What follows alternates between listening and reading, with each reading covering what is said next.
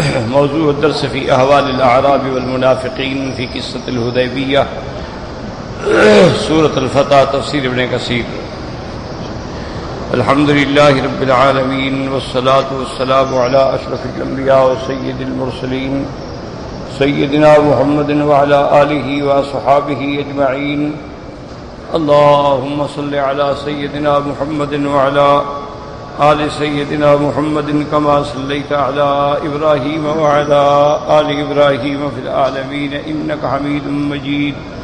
أعوذ بالله من الشيطان الرجيم، بسم الله الرحمن الرحيم۔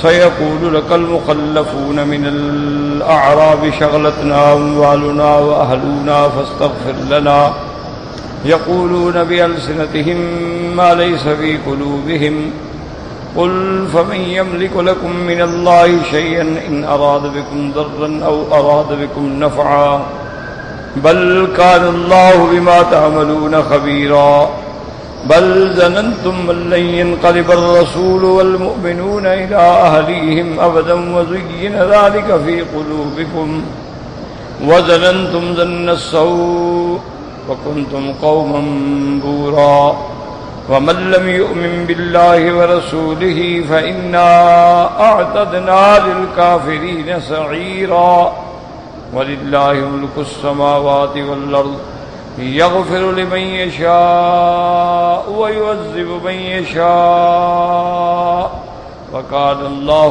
غفورا رحيما۔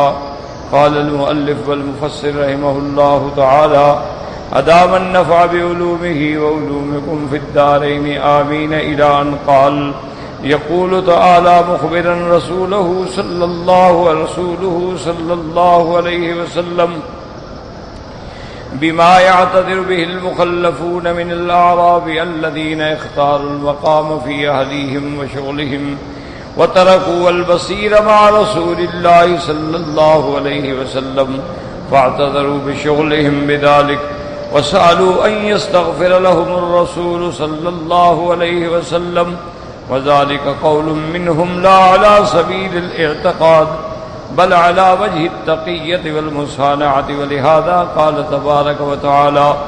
اب اللہ تبارک و تعالی اپنے پیغمبر کو حضرت محمد مصطفیٰ صلی اللہ علیہ وسلم کو خبر دیتے ہیں بما یعتذر به المخلفون، کہ مخلفون مانا پیچھے رہ جانے والے، جو حدیبیہ میں، جو عمرے میں آپ کے ساتھ نہیں گئے تھے، من الاعراب، اعراب یعنی بدو، جنگل میں رہنے والے، شہروں سے دور رہنے والے، الذین اختاروا المقام فی اہلیہم وشغلہم، جن لوگوں نے اپنے گھروں میں رہنا جو ہے پسند کیا اور اپنے احکاموں میں مصروف رہے، وترکوا المسیر مع رسول اللہ صلی اللہ علیہ وسلم، اور انہوں نے حضور پاک صلی اللہ علیہ وسلم کے ساتھ سفر کرنے کو چھوڑ دیا۔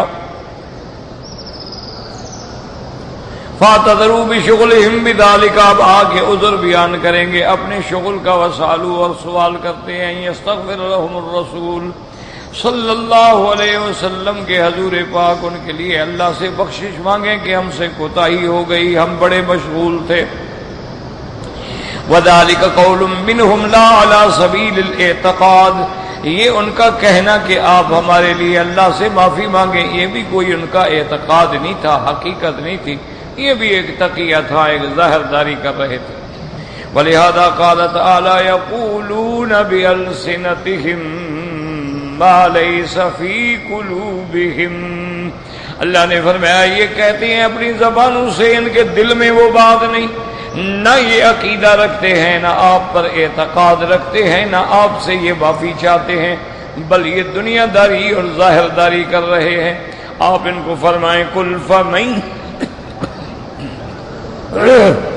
فمن يملك لكم من الله شيئا إن أراد بكم ضرا أو أراد بكم نفعا، آپ ان کو کہہ دیں کہ کون اللہ کے سوا مالک ہے تمہارے نفع نقصان کا، اَيْ لَا يَقْدِرُ أَحَدٌ أَن يَرُدَّ مَا أَرَادَهُ اللَّهُ تَعَالَى فِيكُمْ تَعَالَى وَتَقَدَّسَ، یعنی کسی کو طاقت نہیں جو اللہ فیصلہ کر چکے ہیں اس کو ٹال سکے۔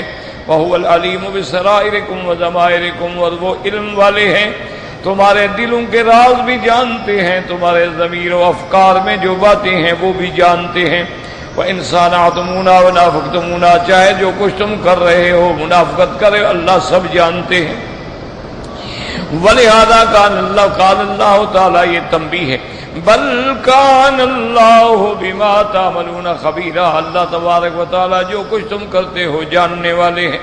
ثم قال تبارک و تعالیٰ، اب اللہ ان کے دلوں کے بھید بتلاتے ہیں کہ بل ظننتم ان لن ينقلب الرسول والمؤمنون الى اہلہم ابدا، تمہارا یہ خیال تھا کہ اللہ کا رسول اور ایمان والے جو جا رہے ہیں یہ اپنے گھروں کو کبھی نہیں لوٹیں گے، ان کو مشرکین نعوذ باللہ ہلاک کر دیں گے۔ اے لم یکن تخلفکم تخلف معذور ولا آس بل تخلف نفاق، تم جو پیچھے رہ گئے یہ مانا نہیں کہ تم معذور تھے یا تم نافرمان، بلکہ تم منافق تھے، تمہیں پتہ تھا کہ ہم اگر جائیں گے تو نقصان ہوگا۔ بل ظننتم ان لن ينقلب الرسول والمؤمنون الى اہلہم ابدا، اے اعتقدتم انہم یقتلون وتستعاذ شأفتہم وتستباد خضراؤہم ولا یرجع منہم مخبر، بلکہ تمہارا اعتقاد یہ تھا کہ وہ قتل کر دیے جائیں گے، ہمیشہ کے لیے مٹا دیے جائیں گے، اور ان کی ہر سبز چیز ختم کر دی جائے گی، حتیٰ کہ کوئی خبر دینے والا بھی واپس نہیں آئے گا کہ قریش کا گھر ہے، قریش کے پاس طاقت ہے، تو جب دشمن کے منہ میں جا رہے ہیں تو ان کا تو کوئی ایک بندہ بھی واپس آ کے بتانے والا بھی نہیں ہوگا کہ کیا ہوا۔ وَظَنَنْتُمْ ظَنَّ السَّوْءِ، تم نے بڑا برا گمان کیا، وَكُنْتُمْ قَوْمًا بُورًا، ہلاکا تم ہو ہی ہلاک ہونے والے۔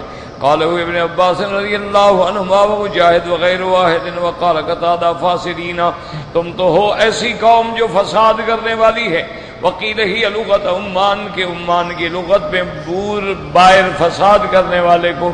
ثم قال تبارک و تعالی ومن لم یؤمن باللہ ورسولہ فإنا اعتدنا للکافرین سعیرا، اے من لم یخلص الامر فی الظاہر والباطن للہ فإن اللہ تعالی سیعذبہ فی السعیر وإن اظہر الناس ما یعتقدون خلاف ما هو علیہ فی نفس الامر۔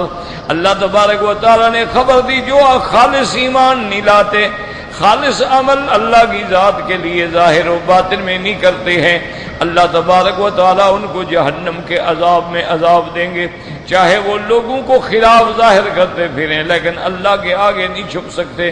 ثم بین تبارک و تعالیٰ انہ الحاکم المالک المتصرف فی اہل السماوات والارض، اس کے بعد اللہ نے بیان فرمایا کہ ظالم اسی کی ذات متصرف ہے، آسمانوں میں زمینوں میں جو چاہے کرے، کسی کو عذاب دے، کسی کو معاف کرے، کسی کو ہلاک کرے، کسی کو بوچا کرے۔ یغفر لمن یشاء ویعذب من یشاء وکان اللہ غفورا رحیما، جس کو چاہیں بخش دیں، جس کو چاہیں عذاب دیں، اللہ تبارک و تعالیٰ بخشنے والے بھی ہیں اور مہربان بھی ہیں، لیکن کس کے لیے؟ لمن تاب الیہ واناب وخضع الیہ، جو اللہ کی طرف توبہ کرے، اللہ کی طرف رجوع کرے، اللہ کے آگے جھک جائے تو پھر اللہ بخشنے والے بھی ہیں، مہربان بھی ہیں۔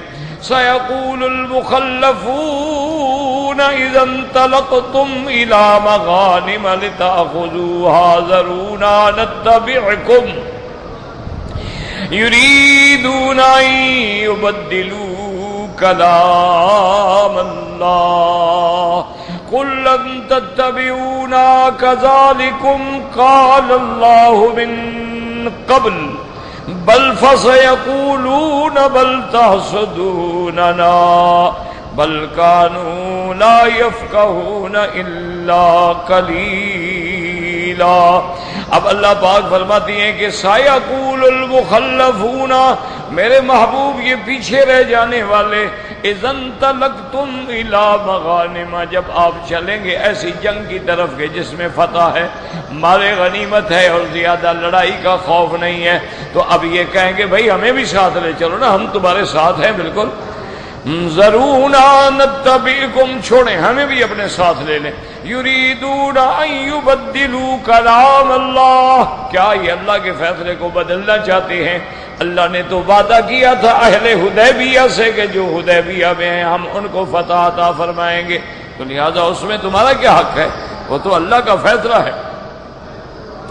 اور کہہ دو ان کو کلن تتبعونا، ہرگز ہمارے ساتھ نہ جاؤ، کذالکم قال اللہ من قبل، یہ اللہ کا فیصلہ ہے۔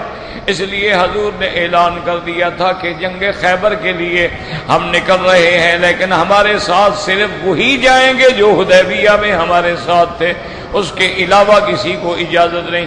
فَسَيَقُولُونَ بَلْ تَحْسُدُونَنَا، اب یہ کہیں گے اچھا آپ ہمیں نہیں لے جاتے، آپ کو حسد ہے کہ ہمیں مال غنیمت نہ ملے۔ بَلْ كَانُوا لَا يَفْقَهُونَ إِلَّا قَلِيلًا، اصل بات یہ ہے کہ یہ حق بات کو سمجھ نہیں رہے ہیں۔ وہ تو اللہ کا انعام ہے کہ جن لوگوں نے حدیبیہ میں صبر کیا، حدیبیہ میں میرے مدنی پاک کی فرما برداری کی، ثابت قدم رہے، تو اللہ نے ان کے لیے آگے انعامات جو ہیں آسان کر دیے۔ یقول تعالی مخبرا عن الاعراب الذين تخلفوا عن رسول الله صلی اللہ علیہ وسلم في حمرة الحدیبیہ اذ ذهب النبي صلی اللہ علیہ وسلم رضی اللہ عنہ الى خیبر یفتحونها انهم يسرون يخرجوا معهم من المغنم وقد تخلفوا عن وقت محاربة الاعداء واجازتهم ومصابرتهم۔ اب اللہ خبر دے رہے ہیں ان اعراب کے بارے میں جو عمرہ حدیبیہ میں پیچھے رہ گئے، حضور پاک کے ساتھ نہیں گئے۔ جب حضور پاک جانے لگے اور آپ کے صحابہ جانے لگے جنگ خیبر کے لیے، اور خیبر کا فتح ہونا جو تھا یقینی تھا، اب وہ کہتے ہیں کہ ہمیں بھی لے چلیں تاکہ ہم بھی شریک ہوں اور غنیمت سے فائدہ اٹھائیں۔ حالانکہ یہ ظالم اس وقت تو پیچھے رہ گئے جب جنگ کا خطرہ تھا، جب دشمنوں کی لڑائی کا خوف تھا، جب اعداء کا خوف تھا، ان کی قوت و طاقت کا خوف تھا، تو یہ گھر بیٹھ گئے۔ اب اگر میٹھا میٹھا حلوہ ملتا ہے تو کہتے ہیں ہم جناب ساتھ ہیں، ہمیں بھی ساتھ لے چلو۔ فأمر اللہ تعالی ورسولہ صلی اللہ علیہ وسلم ان لا یأذنہم فی ذلک معاقبۃ لہم من جنس ذنبہم۔ اب اللہ تبارک و تعالی اور اس کے رسول صلی اللہ علیہ وسلم فرماتے اللہ یعلم فی ذالک، ان کو اذن نہ دیں، ان کو ساتھ نہ لے جائیں، ان کو اسی قسم کی سزا بھی لیں جیسے انہوں نے کیا تھا کہ جب خوف تھا دشمن کا تو یہ گھر بیٹھ گئے، اب جب فتح کی امید ہے تو یہ لڑنے کے لیے تیار ہو گئے۔ فإن اللہ تعالیٰ قد وعد اہل مغانم خیبر وحدہم، اللہ تبارک و تعالیٰ نے وعدہ کیا تھا حدیبیہ والوں سے کہ خیبر کی غنیمت، اموال غنیمت جو ہیں وہ صرف تمہارے ہوں گے۔ لا یشارکہم فیہا غیرہم من الاعراب المتخلفین، اس کے اندر کسی غیر کو شریک ہونے کا حکم نہیں ہوگا، اور جو لوگ پیچھے رہ گئے ان کو جنگ خیبر میں جانے کا حکم نہیں ہوگا۔ ولا یک غیر ذلک شرعا ولا قدرا، لہذا قال تبارک و تعالی، اور یہ نہیں ہوگا، یہ اللہ کا حکم ہے، اور اللہ کے حکم کے خلاف اگر ہم آپ کو لے جائیں تو مانا اللہ کے کلام کو بدل دیا جائے۔ یریدون ان یبدلوا کلام اللہ، قال مجاہد وقتادہ وجویب الوعد الذی وعد به اہل الحدیبیہ، اللہ کا وعدہ حدیبیہ والوں کے ساتھ ہے، ان کے علاوہ اور کسی کو اجازت نہیں ہے۔ تو اگر ہم کسی کو اجازت دیں تو گویا اللہ کے اس حکم کو ہم بدل رہے ہیں۔ قال ابن زید وهو قوله تعالی فرجاك الله الى طائفة منهم فاستاذنوك الخروج فقل لن تخرجوا معي ابدا ولن تقاتلوا معي عدوا انکم رضیتم بالقعود اول مرة فاقعدوا مع الخالفین۔ اب اللہ نے فرمایا کہ جب آپ کسی اور جماعت کی طرف چلیں گے، یہ آ کے اذن مانگیں گے کہ ہمیں بھی اپنے ساتھ لے جائیں، تو آپ ان کو کھل کے فرما دیں گے لن تخرجوا معي ابدا، ہرگز نہ جاؤ ہمارے ساتھ، وَلَن تُقَاتِلُوا مَعِي عَدُوًّا، اور ہمارے ساتھ مل کے کافروں سے یا دشمنوں سے بالکل جنگ نہ کرو۔ اِنَّكُمْ رَضِيتُمْ بِالْقُعُودِ أَوَّلَ مَرَّةٍ، تم پہلی دفعہ جب جانے کا وقت تھا تو بیٹھ گئے، تو اب بھی تم بیٹھنے والوں میں رہو۔ وَهَذَا الَّذِي قَالُوا ذَلِكَ فِي نَزْلٍ مِّنْ هَٰذِهِ الْآيَةِ الَّتِي بَرَأَنَا فِي غَزْوَةِ تَبُوكَ وَتَأَخَّرَ مَرَّةُ الْحُدَيْبِيَّةِ۔ اب مفسر فرماتے ہیں کہ اس آیت سے استدلال کرنا جو ہے وہ درست نہیں ہے، کیونکہ یہ آیت جو ہے سورۃ براءہ میں ہے، اور یہ غزوہ تبوک نزلت فی غزوۃ تبوک، غزوہ تبوک میں نازل ہوئی ہے، وہی متأخرۃ عن عمرۃ الحدیبیہ، اور غزوہ تبوک جو ہے وہ عمرہ حدیبیہ کے بعد کا قصہ ہے۔ وقال ابن جریج یریدون ان یبدلوا کلام اللہ یعنی بتثبیت المسلمین عن الجہاد. انہوں نے کہا اس کا معنی یہ ہے کہ تم اللہ کا فیصلہ بدلنا چاہتے ہو، مسلمانوں کو بزدل کرنا چاہتے ہو جہاد سے. وَقُلْ لَن تَتَّبِعُونَا كَذَلِكُمْ قَالَ اللَّهُ مِن قَبْلُ اے وعد اللہ اہل حدیبیہ قبل سوالکم الخروج معهم فَسَيَقُولُونَ بَلْ تَحْسُدُونَنَا اَيْ نُشْرِكُمُ الْمَغَانِمَ، بلکہ وہ اعراب کہیں گے مسلمانوں سے کہ تم حسد کر رہے ہو کہ ہم مال غنیمت میں تمہارے شریک نہ ہو جائیں. اللہ نے فرمایا بل کانوا لا یفقهون الا قلیلا اے لیس الامر کما زعموا ولکن لا فهم لهم. یہ بات نہیں ہے بلکہ ان کو عقل ہی نہیں ہے کہ اللہ کا فیصلہ ہے اور اللہ کا حکم ہے، اور اللہ کا حکم جو ہے کبھی بدلہ نہیں کرتا. قل للمخلفین من الاعراب ستدعون الى قوم اولی باس شدید تقاتلونهم او یسلمون فَإِن تُطِيعُوا يُؤْتِكُمُ اللَّهُ أَجْرًا حَسَنًا وَإِن تَتَوَلَّوْا كَمَا تَوَلَّيْتُم مِّن قَبْلُ يُعَذِّبْكُمْ عَذَابًا أَلِيمًا لَيْسَ عَلَى الْأَعْمَى حَرَجٌ وَلَا عَلَى الْأَعْرَجِ حَرَجٌ وَلَا عَلَى الْمَرِيضِ حَرَجٌ وَمَن يُطِعِ اللَّهَ وَرَسُولَهُ يدخلہ جنات تجری من تحتها الانہار ومن يتول يعذبه عذابا علیما. اب ان آیت میں مفسر رحمت اللہ علیہ فرماتے ہیں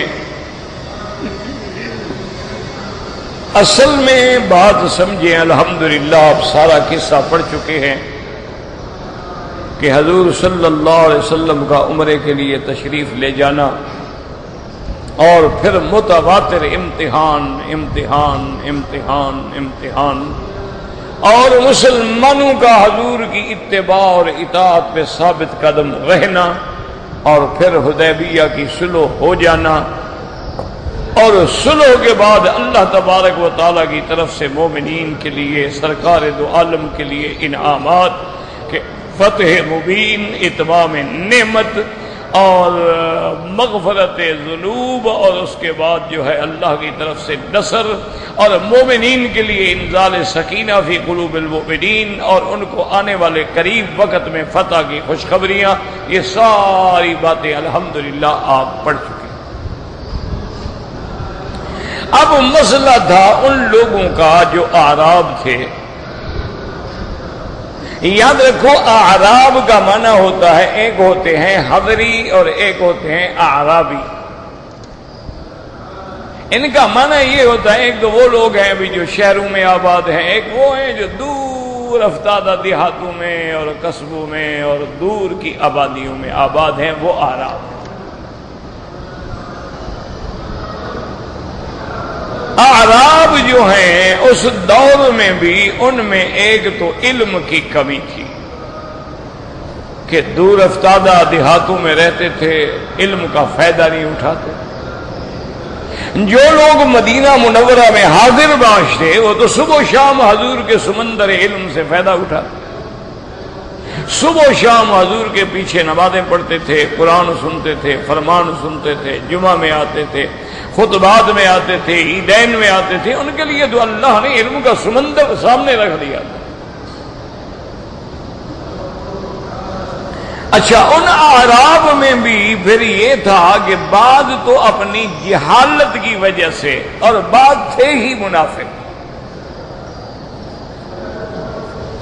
کہ ظاہری طور پر وہ اسلام کا اظہار کرتے تھے کہ ہم مسلمان ہیں لیکن اندر کفر.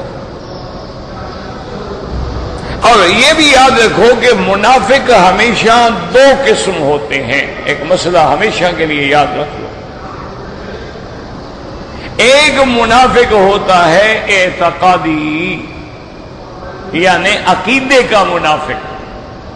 کیا مانا کہ ظاہراً کہتا ہے میں مسلمان ہوں، کلمہ پڑھتا ہے، نمازیں پڑھتا ہے، مسلمانوں کے ساتھ رہتا ہے، لیکن اندر کافر ہے. جن کے بارے میں اللہ نے قرآن میں بڑی وضاحت کی ہے کہ اذا لقوا الذین آمنوا قالوا آمنا، جب مومنوں کے پاس آتے ہیں کہتے ہیں ہم تو مومن ہیں، ہم تو ایمان لائے۔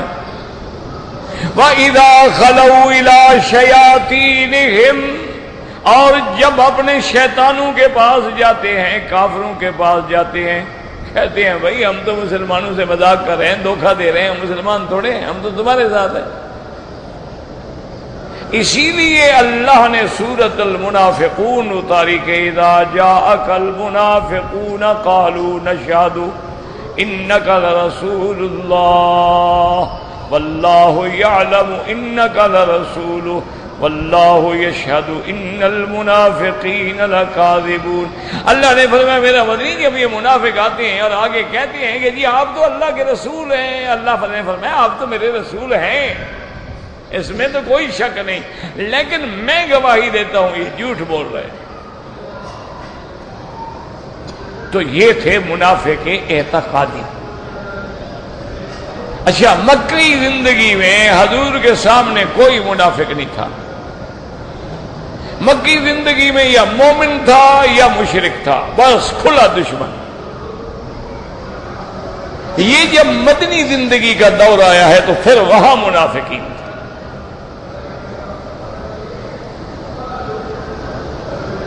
اور وہ ہر وقت اس مسئلے میں رہتے تھے کہ موقع ملے اور مسلمانوں کو نقصان پہنچائیں۔ ان کے اندرون پردہ جو ہے یہودیوں سے بھی تعلقات تھے، مشرکین مکہ سے بھی تعلقات تھے،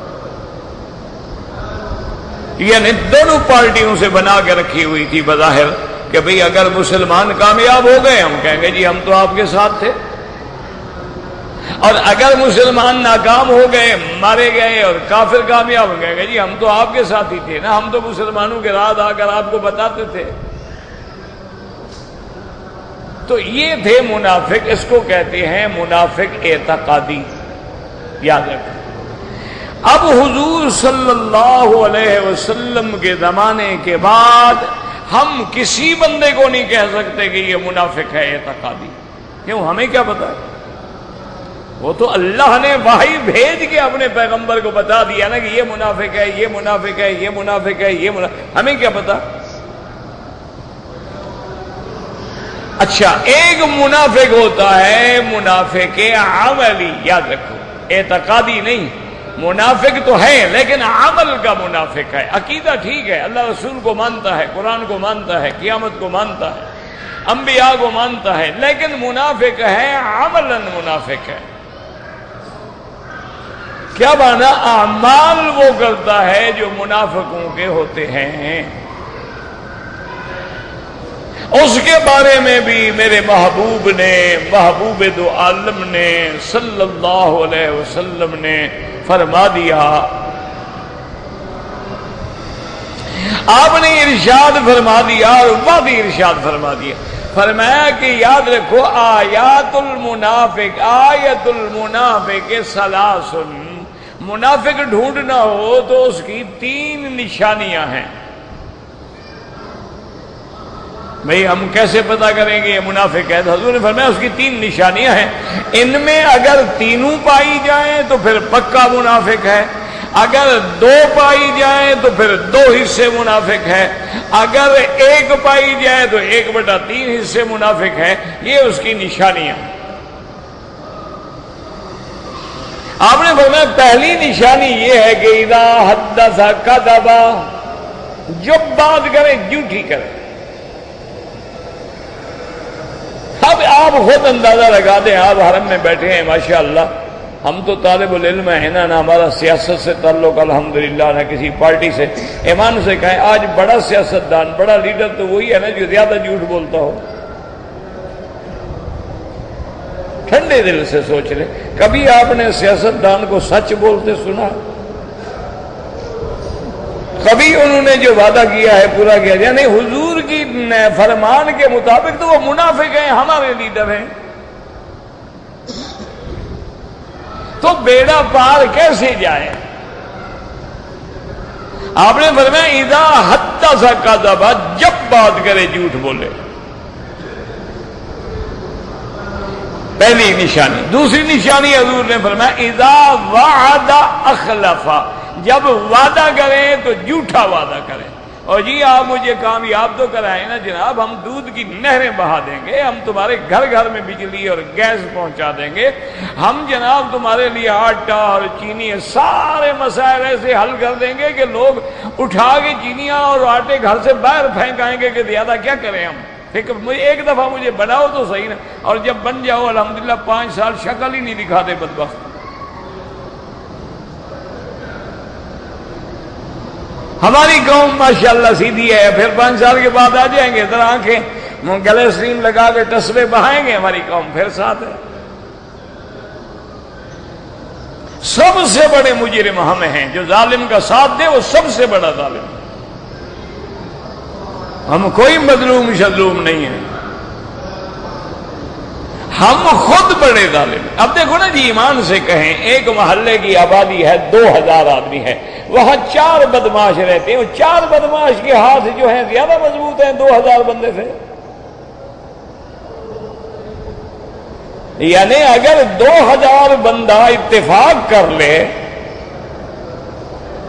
کہ ہم نے اپنے محلے میں کسی غنڈے کو، کسی غلط آدمی کو، کسی شرابی کو، کسی زانی کو، کسی جواری کو نہیں رہنے دینا، اچھی طرح سمجھائیں، بار بار سمجھائیں، ان کے بڑوں کو سمجھائیں، نہیں مانتے ہیں بالکل آرام سے ماشاءاللہ 2 4 5 6 ہمارے اپنے علاقوں میں پرانی بات ہے، ہم جس قصبے میں ہوتے تھے نا تو بڑی چوریاں شوریاں اور یہ اور رات دن چوریاں اور یہ ہونی شروع ہو گئی، تو ہم نے بیٹھ کے سارے اپنے گاؤں والوں کو بلایا کہ بھائی ہم اس زمانے میں کہتے تھے ٹھیکری پہرا، کہ بابا چندہ کرو اور پہرے داروں کا انتظام کرو، تو پہروں کا انتظام کر دیا گیا۔ میں نے کہا یہ پہرے دار مت رکھو جو سیٹیاں بجاتے رہتے ہیں ساری رات، مانا ہوتا ہے چور کو پتہ لگ جاتا ہے کہ پہرے دار وہاں کھڑا ہے۔ میں کہا یہ پہرا شہرا مت دو، پہرے داروں کو ایک تو مضبوط ٹارچ دو، ایک ان کے ہاتھ میں بندوق دو، اور مکان کے چھتوں پہ مختلف مقام پہ مورچہ بنا کے بیٹھے رہیں، بس جہاں گڑبڑ دیکھیں ٹانگیں کاٹ دیں ایک دفعہ۔ 2 4 رگڑے لگے جناب ہمارے علاقے میں، پھر 10 سال تک چوری نہیں ہوئی۔ کہا اس کا تم فکر نہ کرو، کوئی اتفاق سے مر گیا تب بھی بھگت لیں گے۔ 2 4 کو جناب بلٹیاں لگی، الٹیاں پلٹیاں، انہوں نے وہ سڑک ہی چھوڑ دی، علاقہ ہی چھوڑ دیا، ادھر سے یار گزرے ہی نہ کرو، یہ تو بڑے سخت لوگ ہیں۔ ہم خود ظالم ہیں جب ہم مظلوم کے بجائے ظالم کا ساتھ دیتے۔ تو اب دیکھو پہلی نشانی کا اذا حدث کذب، اذا وعد اخلف، جب وعدہ کرے جھوٹا کرے، اذا اؤتمن خان، اور جب امانت رکھو تو خیانت کرے۔ تو ووٹ امانت ہے، جب تم نے امانت اس کو دے دی تو اس نے کیا وفا کیا؟ تو ہمارے حضور کے فرمان کے مطابق وہ تو منافق ہے۔ اچھا، منافق کا ایک کردار یہ بھی ہوتا ہے نا کہ ظاہر کچھ ہو اور باطن کچھ ہو۔ اسی طرح ایک شاعر نے، بادشاہ نے ایک شاعر سے کہا کہ بھائی تم مجھے پیسے کی تعریف میں اگر فی البدیہہ کوئی غزل نظم کوئی بنا دو، ابھی کھڑے کھڑے سنا دو تو میں تمہیں انعام دوں گا۔ یہ ہماری کتابوں میں لکھا ہوا ہے، جب ہم پڑھتے ہیں نا ابتدائی کتابیں، ادب کی کتابیں، مقامات وغیرہ، معلقات وغیرہ، تو ان میں یہ قصہ موجود ہے۔ تو بادشاہ نے کہا، اس نے کہا جی بالکل ٹھیک ہے۔ اب وہ جناب کھڑا ہو گیا کہ پیسہ ایسا ہے اور پیسہ ایسا ہے، اور پیسے کا کمال ہے، اور پیسے سے حج ہوتا ہے، اور پیسے سے عمرہ ہوتا ہے، پیسے سے عزت ملتی ہے، پیسے سے وقار ہے، پیسے سے گھر بنتے ہیں، پیسے سے سڑکیں بنتی ہیں، اور تعریفیں کرتے کرتے حتیٰ کہ یہاں تک پہنچا، کہنے لگا کہ لولا التقی، اگر مجھے اللہ کا ڈر نہ ہوتا نا بادشاہ، تو میں کہتا خدا بھی یہ پیسہ ہے، سب کچھ تو یہی کرتا ہے۔ مرضی ہے بے گناہ کو پھانسی چڑھوا دو، پیسہ ہو تو گناہگار کو اتار لو،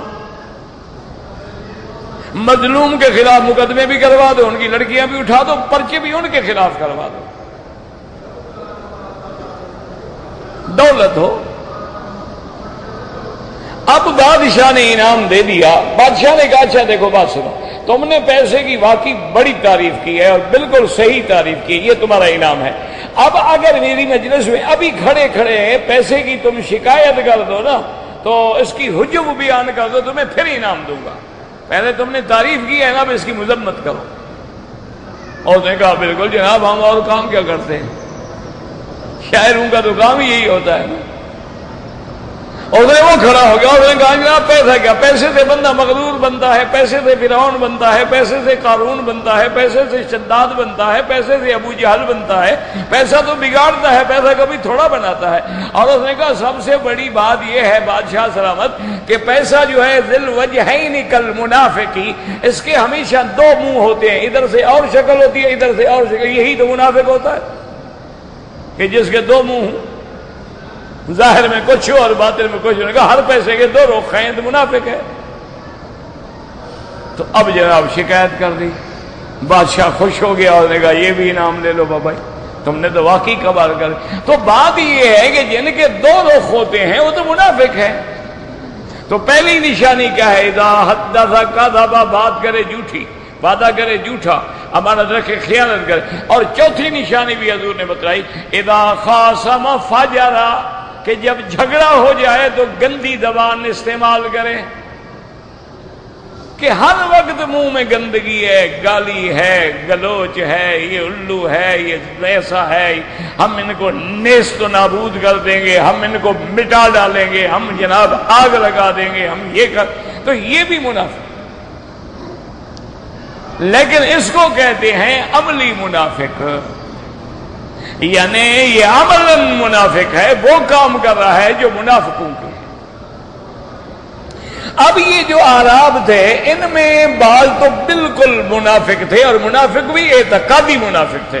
اگر حضور کو اللہ کا رسول مان لیتے تو پھر انکار کیسے کرتے؟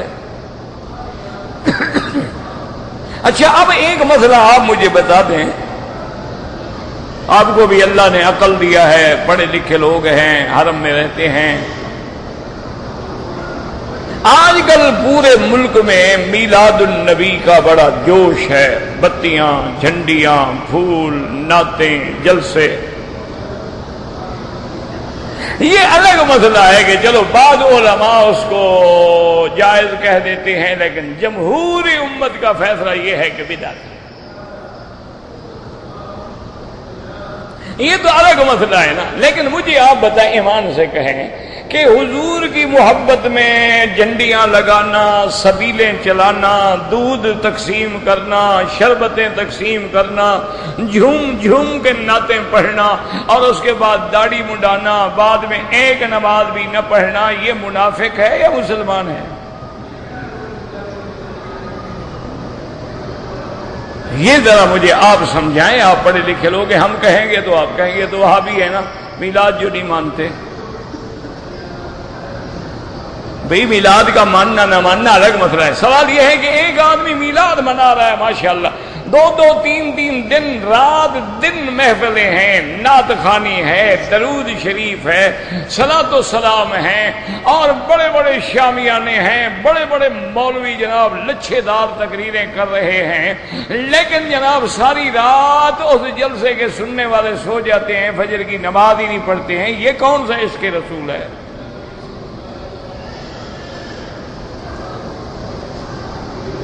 اگر اسی کا معنی عاشق رسول ہونا ہے کہ نماز جاتی ہے چلی جائے، داڑھی منڈواتا ہے منڈواتا رہے، جھوٹ بولتا ہے بولتا رہے، حرام کھاتا ہے کھاتا رہے، رشوت لیتا ہے لیتا رہے، لوگوں سے ڈنڈے کے زور سے پیسے لے کے میلاد کی مجلسیں سجائے، اگر یہی دین ہے تو تم خود سمجھ لو، ہم نہیں کہتے۔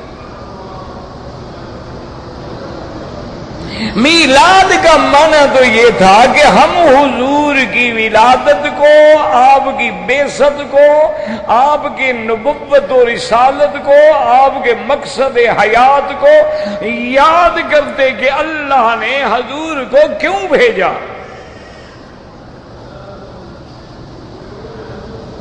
اور جو مقصد لے کے میرا مدنی محمد مصطفیٰ آئے تھے، اور جس مقصد کے لیے حضور نے قربانیاں دی ہیں، ہم اس پہ قائم ہیں یا نہیں ہیں؟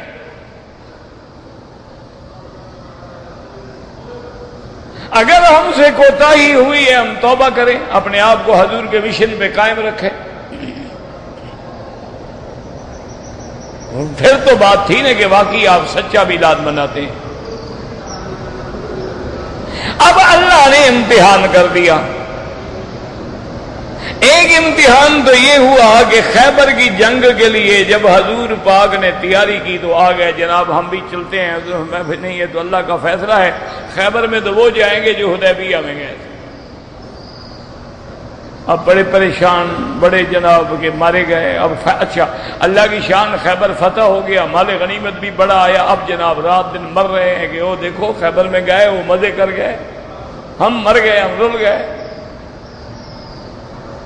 اللہ نے فرمایا میرے مدنی کوئی بات نہیں، ٹھہرو، ان کو ہم ایک موقع اور بھی دیتے ہیں.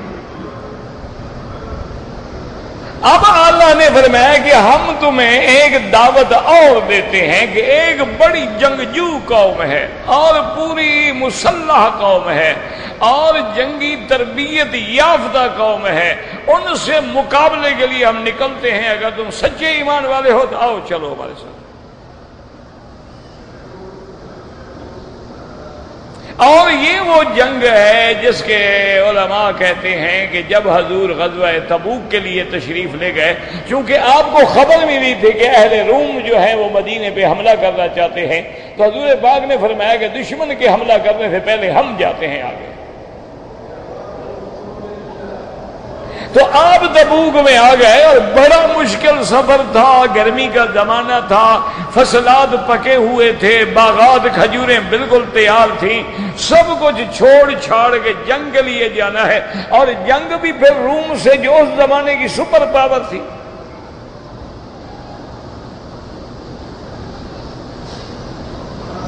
اس زمانے میں دو طاقتیں ہوتی تھیں، یا روم تھے یا فارس تھے. یہ دونوں طاقتیں جو ہیں بڑی سپر پاور تھیں، یعنی لاکھوں میں فوج تھی اور باقاعدہ منظم حکومتیں تھیں. تو اب اللہ نے فرمایا کہ آؤ جناب دعوت دو ان کو، کہ وہ تمہیں بڑا جذبہ تھا نا خیبر جانے کے لیے، تم مر رہے تھے، آؤ چلو ہمارے ساتھ. اب پتہ چل جائے گا کہ تم لوگ چلتے ہو، جہاد میں شریک ہوتے ہو، یا تمہارا نفاق کھل جاتا ہے. تمہیں ایک ایسی قوم کی طرف ہم لے جائیں گے اولو باس شدید، جو بڑی جنگجو قوم ہے. اب تمہارا امتحان ہے، اگر تم نے اللہ رسول کی اطاعت کر دی تو اللہ تمہیں بخش دیں گے، اور اگر تم نے پہلے کی طرح نافرمانی کی تو پھر یاد رکھو تمہیں اللہ دردناک عذاب دیں گے. تو ان آیات میں اللہ نے یہ ارشاد فرمایا ہے. اللہ پاک نے فرمایا قل للمخلفین من الاعراب ستدعون الى قوم اولو باس شدید. اب مفسر رحمۃ اللہ علیہ فرماتے ہیں اختلف المفسرون فی هؤلاء القوم الذين يدعون اليهم الذين هم اولو باس شدید على اقوال. اب مفسر رحمۃ اللہ علیہ فرماتے ہیں کہ اس قوم سے کیا مراد ہے، کون سی قوم مراد ہے. بعض کہتے ہیں انہم حوازن، ان سے مراد حوازن والے ہیں، وہ بھی بڑا جنگجو قبیلہ تھا، بڑا لڑاکا قبیلہ تھا. رواہ شعبۃ عن ابی بشر سعید بن جبیر و اکرمۃ جميعا ورواہ شیخ ابی بشر عنہما وبه یقول قتادہ فی روایت عنہ. یہ سب حضرات یہ کہتے ہیں کہ اس قوم سے مراد جو ہے حوازن ہیں، اور دوسرا قول یہ ہے ثقیف، بنو ثقیف ہیں طائف کے، یہ بھی بڑے تیر انداز تھے. الثالث بعد نے فرمایا کہ بنو حنیفہ، یہ بنو حنیفہ ہیں. قالہ جویب الروا محمد بن اسحاق بن الزہری وروا مثل سعید و اکرمۃ. الرابعهم اہل فارس. چوتھا قول یہ ہے کہ اس سے مراد فارس ہیں.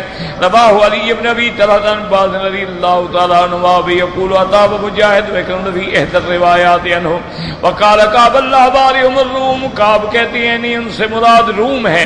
وان ابن ابی لیلہ واطاب الحسن وقتادہ فارس والروم، یعنی فارس اور روم مراد ہیں. وان مجاہد ہم اہل الاوثان، ان سے مراد وہ بت پرست قومیں ہیں. وانو ایدن ہم رجال اولو باس شدید ولم یعین فرقۃ. بعض علماء کہتے ہیں کہ اللہ نے فرمایا ہے کہ ایسی قوم جو بڑی لڑاکا ہوگی، جنگجو ہوگی، لیکن اللہ نے کسی کا نام نہیں لیا ہے. وبه يقول ابن جریج وهو اختیار ابن جریر. وقال ابن ابی حاتم الاشج قال حدثنا عبد الرحمن بن اسحاق القواریری عن مامن الزہری فی قوله ستدعون الى قوم اولی باس شدید لم یأت اولئک بعد. انہوں نے کہا مطلق ہے، پتہ نہیں اس سے کون سی مراد ہے. حدثنا ابن ابی عمر قال حدثنا سفیان عن ابن ابی خالد النبی عن نبی ہریرہ رضی اللہ تعالی عنہ فی قوله تعالی ستدعون الى قوم اولی باس شدید قال هم البارزون، کھل کے لڑنے والے. قال ودنا سفیان الزہری عن سمع نبی رضی اللہ عنہ نبی قال لا تقوم الساعة حتى تقاتلوا قوما صغار الاعین زلف الانوف كالنجوم المجان المطرقہ. حضور پاک نے فرمایا قیامت قائم نہیں ہوگی بلکہ اس سے پہلے تمہیں ایک ایسی قوم سے لڑنا پڑے گا جو قوم جو ہے چھوٹی چھوٹی آنکھوں والے ہوں گے، ناک ان کے پچکے ہوئے ہوں گے اور چہرے ایسے ہوں گے جیسے ڈھال ہوتی ہے، موٹے چہرے پھنسے ہوئے. قال سفیان ترک، کہنے لگے اس سے مراد ترک ہیں. قال ابن مرت فی مکان آخر وحدثنا ابن ابی خاتمی قال نزل علینا ابی رضی اللہ تعالی عنہ فسر قول الرسول تقاتلوا قوما نعالهم الشعر. تمہاری قوم ایک ایسی قوم سے لڑائی ہوگی جن کے پاؤں میں جوتے جو ہیں وہ چمڑے کے بالوں کے بنے ہوئے ہوں گے. قال هم البارزون، بعض نے کہا اس سے مراد کرد ہیں.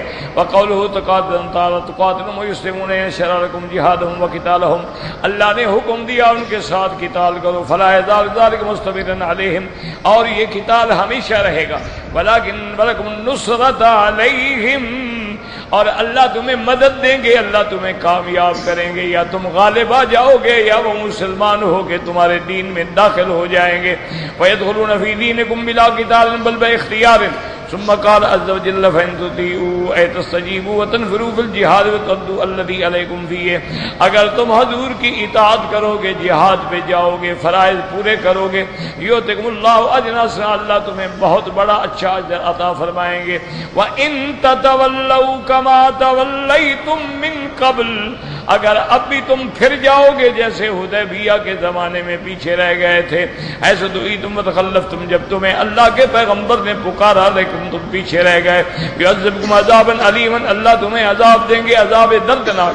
ثم ذکر تعالی الاعذار فی ترک الجہاد فمنها، اب فرماتے ہیں کہ اب اللہ نے عذر بیان کیا کہ وہ لوگ جو معذور ہیں جہاد سے ان پہ کوئی عذاب نہیں ہوگا، جیسے کان نابینا ہے، کل اعمی والعارج، یا لنگڑا ہے ہمیشہ یعنی مستقل لنگڑا پن ہے. عارض القلب الذی یترا ایاما ثم یدول، یا ایسا مریض ہے جس پہ اچانک بیماری آ جاتی ہے. فهو فی حال مرضه ملحق بذوی الاعذار اللازمۃ یبرأ تبرا، وہ مریض بھی ان کے ساتھ ہے کہ جب تک مرض نہیں جائے گی وہ بھی معذور سمجھا جائے گا. ثم قال تبارک و تعالی برغبا فی الجہاد وطاعۃ اللہ ورسولہ، اب اللہ پاک رغبت دلاتے ہیں جہاد میں، اللہ کے رسول کی اطاعت میں. وَمَن يُطِعِ اللَّهَ وَرَسُولَهُ يُدْخِلْهُ جَنَّاتٍ تجری من تحتها الانہار ومن یتولا این کن جہاد، جو لوگ جہاد سے پیچھے رہ جائیں گے، ویقبل المعاش، اپنے کھانے پکانے میں لگ جائیں گے، زمینداریوں میں پڑ جائیں گے. یعذب عذابا علیما، اللہ فرماتے ہیں ہم ان کو دنیا میں بھی عذاب دیں گے اور آخرت میں بھی عذاب دیں گے. یعذب عذابا علیما فی الدنیا بالمذلۃ والآخرۃ بالنار، دنیا میں ان کو ذلت کا عذاب ملے گا اور آخرت میں جہنم کا عذاب ملے گا. اور یاد رکھو جب سے مسلمانوں نے جہاد چھوڑا ہے اب دنیا میں بھی ذلت ہے اور آخرت کے آگے بھی جہنم ہے. اور اگر مومن اللہ کے راستے میں جہاد اختیار کر لیتے دنیا میں بھی عزت اور آخرت کے اندر بھی کامرانی و کامیابی.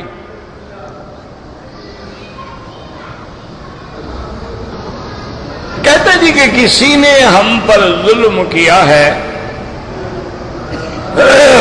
ہم کمزور تھے، خاموش رہے، اب اللہ نے طاقت دی ہے تو ہم بدلہ لے سکتے ہیں، بالکل بدلہ لینے کی اجازت ہے، لیکن یہ قاعدہ ہے کہ جتنا اس نے تم پہ ظلم کیا ہے اتنا بدلہ لینا ہے۔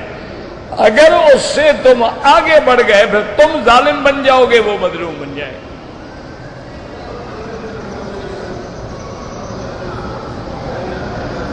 جیسے کہ حضرت سیدنا عمر نے فیصلہ کیا تھا، ایک بڑے آدمی نے ایک غریب کو تھپڑ مار دیا تو آپ نے فرمایا تم کھڑے ہو جاؤ، اس کو بلائے گا، مارو تھپڑ اس کے منہ پہ۔ اور ساتھ یہ بھی فرما دیا حضرت عمر نے کہ بات سنو، جتنے زور سے اس نے تھپڑ مارا تھا اتنا مارنا، اس سے زیادہ مارو گے پھر قیامت میں اپنا جواب خود دینا۔ اس نے کہا میں نے معاف کیا جناب، میں مارتا ہی نہیں۔ اب انسان ہے کیسے سوچ سکتا ہے زیادہ لگ جائے؟ اس لیے قرآن کہتا ہے وَإِنْ عَاقَبْتُمْ فَعَاقِبُوا بِمِثْلِ مَا عُوقِبْتُمْ بِهِ، اگر کسی نے تم پر ظلم کیا تم ان کا جواب دے سکتے ہو لیکن اسی قدر۔ لیکن ساتھ آگے اللہ نے یہ بھی فرما دیا وَلَئِنْ صَبَرْتُمْ، اگر صبر کرو تو زیادہ بہتر کہ تم بدلہ اللہ پہ چھوڑ دو، اللہ تبارک و تعالیٰ بدلہ لیں گے۔ وَلَئِنْ صَبَرْتُمْ لَهُوَ خَيْرٌ لِلصَّابِرِينَ۔ اور میرے پاک نبی نے رحمت للعالمین صلی اللہ علیہ وسلم نے ساری زندگی اپنی ذات کا بدلہ کسی سے بھی نہیں لیا۔ ایک آدمی نے، حضور سو رہے تھے، تلوار لٹکی ہوئی تھی، وہ چھپتا چھپتا آیا، تلوار نکالی اور تلوار کو خیمے سے نکال کے کھڑا کیا، حضور کی آنکھ کھل گئی، کہتے ہیں میں یمنعونی، کہتے ہیں محمد مصطفیٰ اب کون ہے جو تمہیں میری تلوار سے بچا سکا؟ انہوں نے اللہ، اس کے ہاتھ سے تلوار گر گئی۔ اب حضور نے تلوار اٹھا لی اور میں اچھا تم بتاؤ اب تمہیں کون چھڑائے گا؟ مجھے تو میرے اللہ نے چھڑا دیا، اب کیا کرے کافر کیا کہے؟ اور میں اچھا جاؤ میں نے تمہیں معاف کیا۔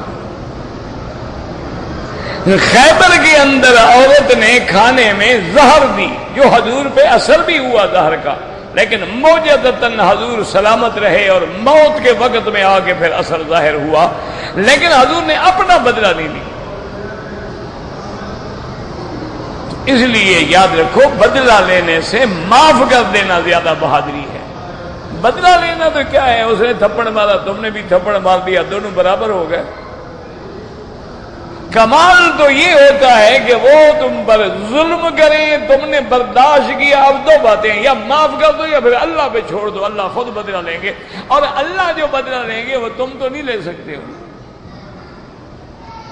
تمہاری ہماری طاقت کیا ہے؟ تو اس لیے مسئلہ ورنہ اتنی یعنی جتنا کسی نے تکلیف پہنچائی ہو اتنا تکلیف دینے کی اجازت شریعت میں موجود ہے۔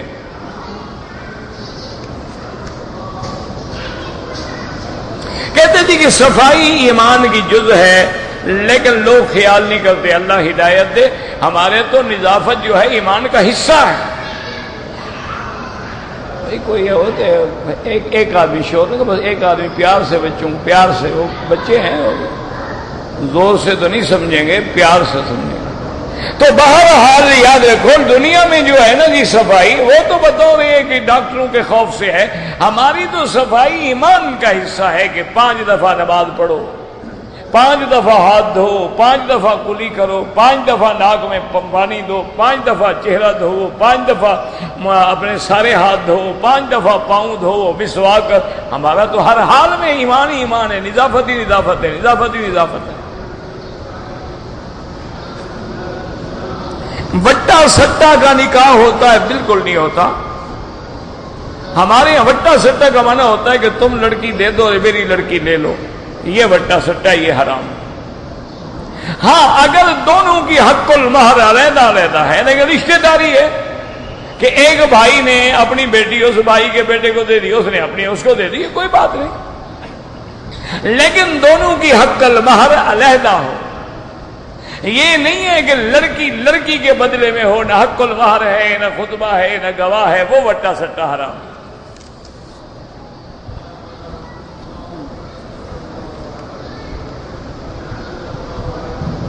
کہتے ہیں جی کہ تبلیغ والے کہتے ہیں کہ ختم نبوت کے بعد مسلمان جو ہے وہ مقام نبوت پہ ہے، اس بات کا کیا مطلب ہے؟ تو تبلیغ والوں سے پوچھو، سب کا میں نے ٹھیکہ لیا ہوا ہے کیا؟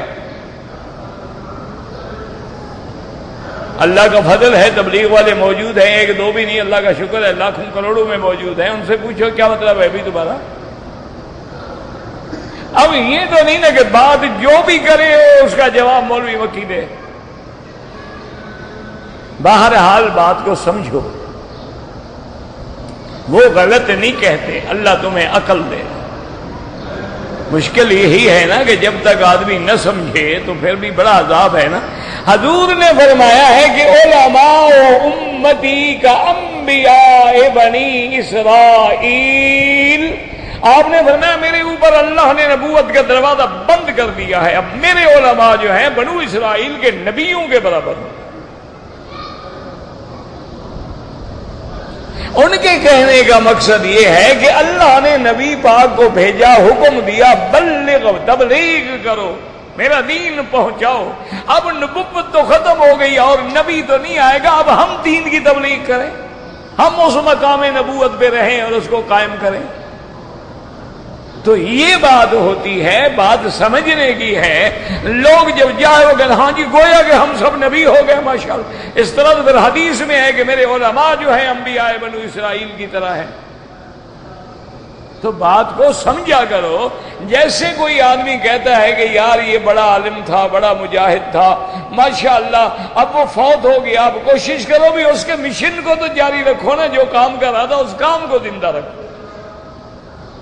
تو اللہ کے انبیاء کیوں بھیجے گئے دنیا میں کہ بلغ ما انزل الیک من ربک، میرا مدنی پہنچاؤ، تبلیغ کرو جو تیرے رب کی طرف سے تم پہ حکم آئے۔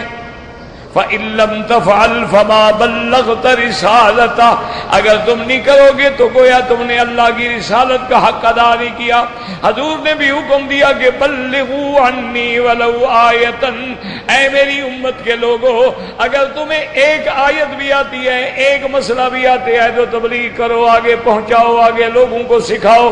یہ ضروری نہیں ہے کہ تمہیں سارا دین آتا ہو، تمہیں صرف وضو کرنا آتا ہے وضو سکھاؤ، تمہیں نماز آتی ہے نماز سکھاؤ، تمہیں مسح کرنا آتا ہے مسح کرنا سکھاؤ، تمہیں کلمہ پڑھنا آتا ہے کلمہ پڑھنا سکھاؤ۔ حضور نے فرمایا لا فلیبلغ الشاہد الغائب، جو لوگ یہاں موجود ہیں وہ ان کو تبلیغ کر کے میرا دین پہنچائیں جو یہاں نہیں ہے۔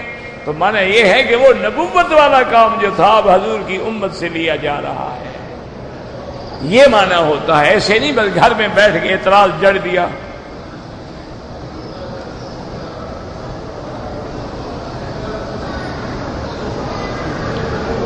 کہتے جی کہ میں کسی اپنی سالی کے لیے یا غیر محرم کے لیے عمرہ کر سکتا ہوں، تم سالی کے فکر مند کیوں ہو جناب؟ تم اپنی بیوی کا فکر کرو، سالی کو رہنے دو، وہ جس کے ساتھ شادی کرے گی اس کا عمرہ کرا دے گا۔ انا للہ و انا الیہ راجعون۔